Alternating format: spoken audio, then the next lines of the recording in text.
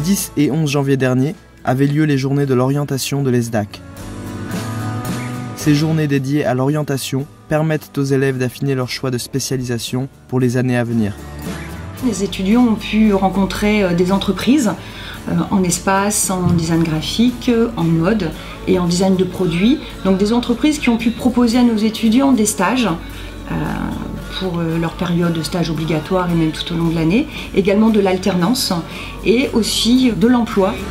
Ce forum stage et alternance est bénéfique pour les deux parties parce que déjà, premièrement pour les entreprises, ça leur permet donc un gain de temps parce qu'en une matinée, vous pouvez rencontrer un grand nombre de profils et pour les étudiants, ça leur permet également de faire un essai dans un entretien d'embauche, de pouvoir se présenter, de pouvoir mettre en valeur leurs compétences.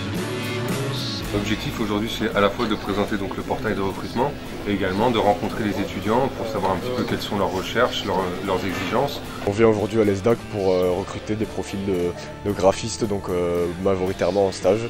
On a vu 3 profils qui recherchaient des alternances, qui ont l'air très compétents, ils nous ont montré leurs travaux, c'était très intéressant dans beaucoup de domaines, dans le web, dans le print, etc. Donc on voit que l'ESDAC est une très bonne école pour former des graphistes compétents. Ça leur permet également de rencontrer des professionnels qui vont tout au long des journées leur parler du quotidien, de leur futur métier. L'ESDAC s'emploie depuis sa création à mettre l'entreprise au cœur de sa pédagogie.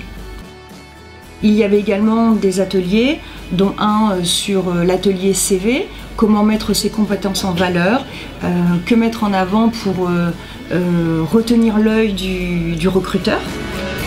C'est vrai que la MANA c'est vachement vaste et le but c'est vraiment de trouver l'orientation qui va nous plaire pour l'an prochain et pour notre futur métier. On a rencontré des élèves des années supérieures et c'était très intéressant parce qu'ils nous ont parlé de ce qu'ils faisaient pendant le BTS et ce qu'ils vont faire plus tard après. Donc ils nous éclairent, ils nous rassurent aussi parce que sur certains points c'est un peu flou. Et les profs, souvent on a du mal à poser des questions aux profs, donc quand on parle à des élèves, vraiment, on se lâche plus et c'est plus clair.